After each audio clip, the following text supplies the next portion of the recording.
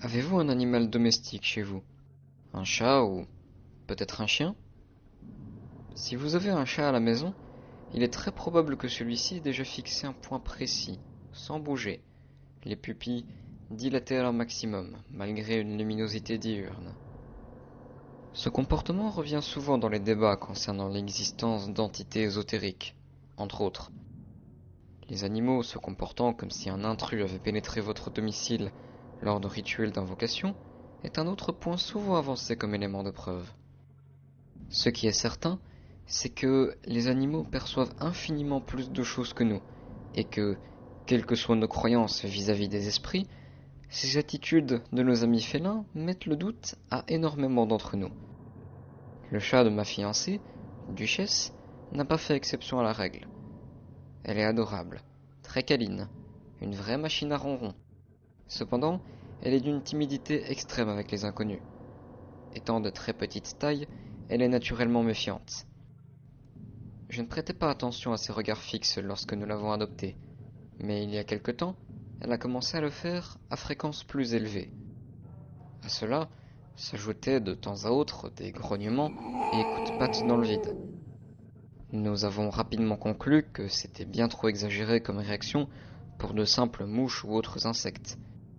Ma fiancée, extrêmement attachée à sa petite princesse à fourrure, a tenu à consulter un vétérinaire afin de s'assurer qu'elle n'avait pas de problème.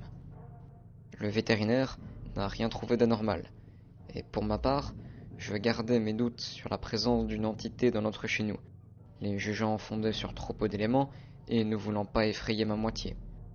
Les épisodes comportementaux de Duchesse suivaient un schéma périodique. Un jour sur deux, elle était calme, rien d'inhabituel, et le lendemain, elle recommençait son petit manège.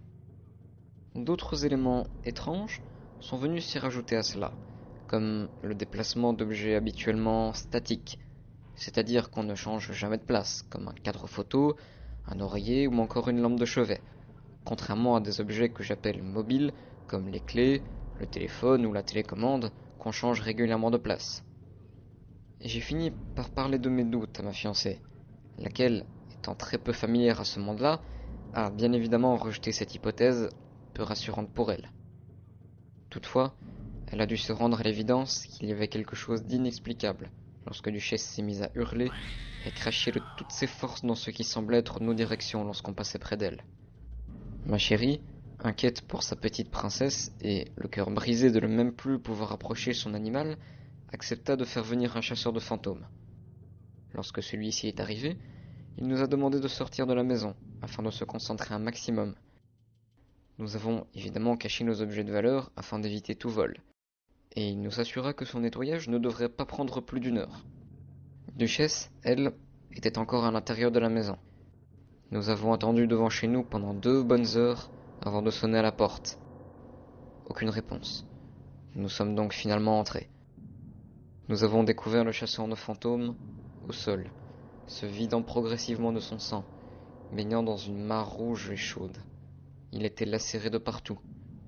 Duchesse, plus hystérique que jamais, s'était réfugiée sous un meuble. Inquiet pour notre sécurité, j'ai dit à ma fiancée de faire ses valises afin de partir pour un hôtel acceptant les animaux rapidement, en emportant Duchesse avec nous. Tandis que je faisais mes propres valises, j'entendis ma chérie hurler, et le chat également. Quand j'ai couru à son secours, je me suis heurté à la porte de sa chambre, qui était fermée à clé de l'intérieur. Ce n'est qu'à ma 6e tentative que je suis enfin parvenu à enfoncer la porte. Les hurlements de ma fiancée s'étaient arrêtés depuis quelques instants lorsque je suis entré. J'ai alors trouvé Duchesse, calmement assise sur ma fiancée, laquelle se vidait également de son sang. J'en suis sûr à présent. Il n'y a jamais eu d'entité invisible ici. Je suis actuellement enfermé dans la salle de bain, et je sais que Duchesse va finir par trouver un moyen d'entrer. Cette sale bête m'a déchiqueté la main gauche avant que je puisse m'enfermer. Qui sait encore pour combien de temps je vais pouvoir...